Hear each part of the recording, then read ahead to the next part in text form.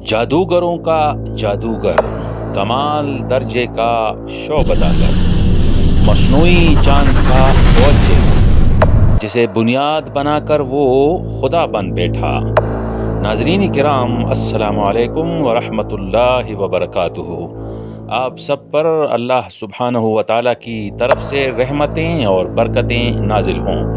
आज की वीडियो का मौजू एक निहायत हैरत अंगेज़ और करिश्माती शख्सियत है जिसका ताल्लुक़ बनु अब्बास के दौर से था। एक ऐसे शख्स की कहानी जो लोगों पर हुकूमत करने का ख्वाब लेकर घर से निकला, फिर जादूगरी और शोबदाबाजी सीख कर वाकई एक बहुत बड़ा फितना बन गया और अब्बासी कमांडरों को नाकों चने चबवाए। इस सरगुज़श्त की तरफ बढ़ने से कबल हमारी इस्तदा कबूल फरमाएं कि हमारा चैनल सब्सक्राइब करें, साथ में बेल आइकॉन प्रेस करें और पसंद का इजहार करने के लिए लाइक भी करें। आप सबका बेहद शुक्रिया। नाजरीन किराम, खलीफा अबू जाफ़र मंसूर के दौर में हाशम या हशाम नामी शख्स पैदा हुआ।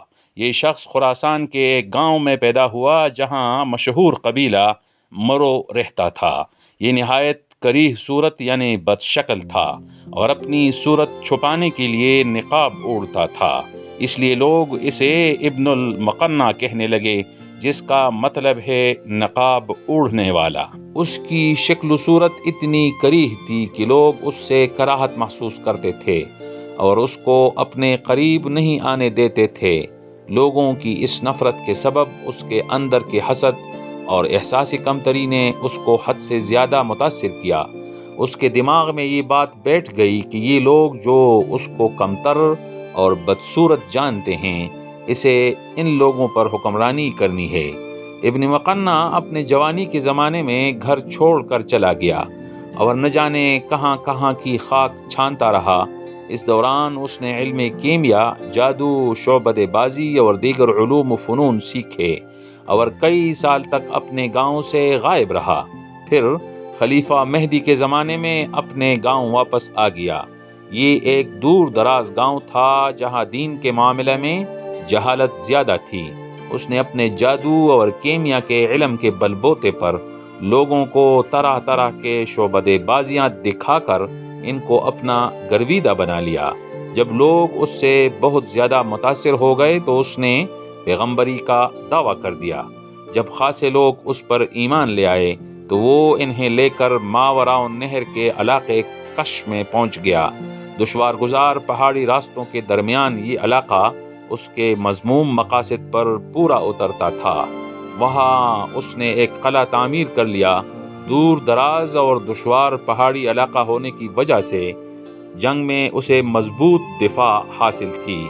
उसने वहां से गुजरने वाले काफिलों को लूटना शुरू कर दिया और अपने पैरोकारों पर लूट मार हलाल करार दे दी और उनको हुक्म दिया कि वो भी अपने घर वालों के साथ किला में ही रिहाइश इख्तियार कर लें। गरज उस लूट मार से उसने बहुत सा पैसा और दौलत हासिल कर ली। कहा जाता है कि उसको कूड़ का मर्ज भी लाहिक हो गया था, जिसकी वजह से उसकी नाक और होंठ गलकर झड़ चुके थे। अब उसने अपनी बदसूरती छुपाने के लिए सोने का मास्क पहनना शुरू कर दिया, जिसे ये हर वक्त चेहरे पर चढ़ाए रखता था। उसने ये मशहूर कर दिया था कि तौबा नऊज़ बिल्लाह, जिब्राईल अलैहिस्सलाम नक्शब के एक मकाम पर उससे कलाम करते हैं और उसको हिकमत की बातें बताते हैं। उनके हुक्म के मुताबिक आम गुनहगार इंसान उसका चेहरा देखने के रवादार नहीं हैं, इसलिए वो अपना चेहरा छुपा कर रखता है। बहुत से लोगों और बगदाद के उलमा ने उसे झूठा कहकर मौजज़ात दिखाने को कहा तो उसने एक नकली चांद बना लिया जो नक्शब के इलाके के एक कुएं से तुलू होता था। नक्शब तुर्किस्तान के एक शहर का नाम है जिसे तुर्की में कर्शी कहते हैं। उलमा व माहिरीन का ख्याल है कि उसने माह नक्शब बाज फुलजात मिसल सीमाब वगैरह की लाग से बनाकर निकाला था, जो 2 माह तक गुरूब नहीं होता था और 4 फरसंग यानी 15 मील तक उसकी रोशनी पहुंचती थी। ये चांद सीमाब और चांदी के अज्जाए तरकीबी और मुकन्ना के फन शोबदाबाजी का कमाल था। ضعیف العقیدہ لوگ اسے خدا سمجھ بیٹھے۔ وہ چاند نخشب کے کنویں سے طلوع ہوتا اور تقریباً 15 میل کی مسافت کو روشن کرتا تھا۔ بہت سے لوگ گمراہ ہوئے اور اس کو سجدہ کر کے خدا مان لیا۔ مقنع کے پیروکار رات میں چاہ نخشب کے گرد جمع ہو جاتے اور پھر مقنع چاہ نخشب سے چاند طلوع کر لیتا، جو کافی بلندی پر جا کر معلق ہو جاتا اور ہر طرف روشنی پھیل جاتی جو میلوں دور تک نظر آیا کرتی تھی۔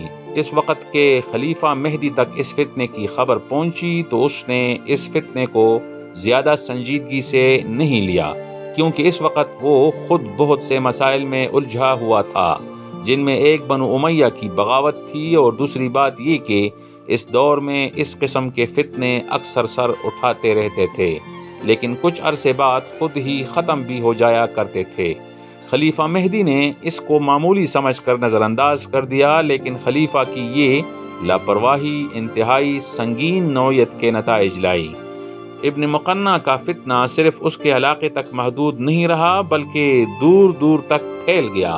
اس کے پیروکار نہ صرف ہر گزرنے والے قافلے کو لوٹنے لگے، بلکہ اب ان کی دیدہ دلیری اور بدمعاشی اس حد تک بڑھ چکی تھی کہ یہ قافلوں میں شامل عورتوں اور لڑکیوں کو بھی قید کر کے ان کو اپنی لونڈیاں اور باندیاں بنانے لگے۔ اب ابن مقنع طاقت کے نشے میں سرشار تھا۔ اس نے خدائی کا دعویٰ کر دیا۔ اس نے علاقے کے حاکموں کو خطوط روانہ کر دیے جس میں اس نے دعویٰ کیا کہ توبہ نعوذ باللہ، خدا اس کی ذات میں حلول کر گیا ہے، لہٰذا اسی کو خدا تسلیم کیا جائے اور اس کی مکمل اطاعت کے ساتھ ساتھ نذرانے بھی پیش کیے جائیں۔ ایسا ہی ایک خط اس نے خلیفہ مہدی کو روانہ کیا، جسے پڑھ کر خلیفہ سخت طیش میں آ گیا۔ اس کو اپنی لاپرواہی کا احساس ہوا اور اس نے جواباً اپنی فوج اس فتنے کی سرکوبی کے لیے روانہ کر دی۔ خلیفہ مہدی نے اسے ایک معمولی آدمی سمجھا تھا اور اس کے لیے فوج کے چند دستے روانہ کیے۔ یہ خلیفہ کی بہت بڑی بھول تھی۔ ابن مقنع کی فوج نے خلیفہ کی فوج کو شکست سے دوچار کر دیا۔ اس شکست کے بعد خلیفہ مہدی نے باقاعدہ مکمل تیاری کے ساتھ اپنے وزیر معاویہ ابن عبداللہ کی سرپرستی میں ایک اور لشکر اس فتنے کی سرکوبی کے لیے تیار کیا، لیکن مقنع کی طاقت اتنی بڑھ چکی تھی کہ یہ لشکر بھی ناکام ہو گیا۔ اب خلیفہ نے معاویہ بن عبداللہ کی مدد کے لیے مزید بھرپور اور تازہ دم کمک بھیجی۔ اس کمک کے پہنچتے ہی اسلامی فوج نے دوبارہ مقنع کے قلعے پر حملہ کر دیا اور کافی مشکلات کے بعد معاویہ بن عبداللہ قلعے کو فتح کرنے میں کامیاب ہو گیا۔ اپنی شکست دیکھ کر ابن مقنع نے قلعے کو آگ لگا دی اور اپنے پیروکاروں کو اس میں کودنے کا حکم دیا اور خود قلعے سے فرار ہونے کی کوشش کی۔ یہاں تاریخ کا اختلاف ہے۔ بعض جگہ مورخین نے لکھا ہے کہ اس نے اپنے پیروکاروں کو زہر دے دیا تھا۔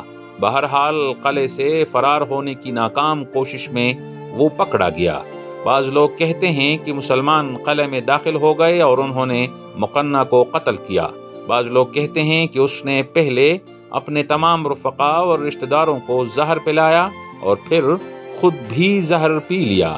ایک روایت یہ ہے کہ اس نے گڑھے میں آگ جلوائی اور اپنے معتقدین کو جمع کر کے کہا کہ جو لوگ میرے ساتھ فردوس بری میں رہنا چاہتے ہیں وہ اس آگ میں میرے ساتھ کود جائیں۔ چنانچہ بہت سے لوگ اس آگ میں کود گئے اور ان میں حکیم مقنع بھی تھا۔ اس کا چڑھایا ہوا چاند چند دنوں تک آسمان کو روشن کرتا رہا، لیکن ایک دن چاہ نخشب میں ڈوب کر ٹوٹ گیا اور ہمیشہ کے لیے غروب ہو گیا۔ شمسی توانائی کے ایک ماہر سائنسدان عباس علی رستم ایرانی نے چاہ نخشب کی سائنسی تحقیق سیکرٹ آف مون آف نخشب کے عنوان سے لکھی ہے، جو کافی دلچسپ ہے۔ انہوں نے نیوٹن کے ایک اصول کا حوالہ دیا ہے جس کے مطابق کسی بھی مایع سیال کو ایک خاص رفتار سے گول گھمایا جائے تو وہ روشنی کو کئی گنا بڑھا کر منعکس کرتا ہے۔ دنیا کی پہلی دوربین بھی اسی اصول کے تحت ایجاد ہوئی تھی۔ تاریخ میں درج ہے کہ جب عباسی فوج نخشب پر غالب ہوئی تو انہیں کنویں میں پارا سے بھرے ہوئے ایک بڑے برتن کے سوا کچھ نہ ملا۔ عباس علی رستم کے مطابق نخشب پارا سے بھرے ہوئے اس برتن کو خفیہ پلیوں سے گھماتا تھا۔ کنویں میں آئینے کے ذریعے اصل چاند کا عکس ڈالا جاتا جو منعکس ہو کر اصلی چاند کی روشنی کئی گنا بڑھا کر فضا میں چاند کی شبیہ پیدا کرتا تھا۔ تو ناظرین، کیسی لگی آج کی ویڈیو؟ اگر پسند آئی ہو تو لائک بھی کریں اور کمنٹ سیکشن میں اپنے آراء کا اظہار بھی فرمائیں۔ انشاءاللہ اگلی ویڈیو میں پھر ملاقات ہوگی، تب تک کے لیے خدا حافظ۔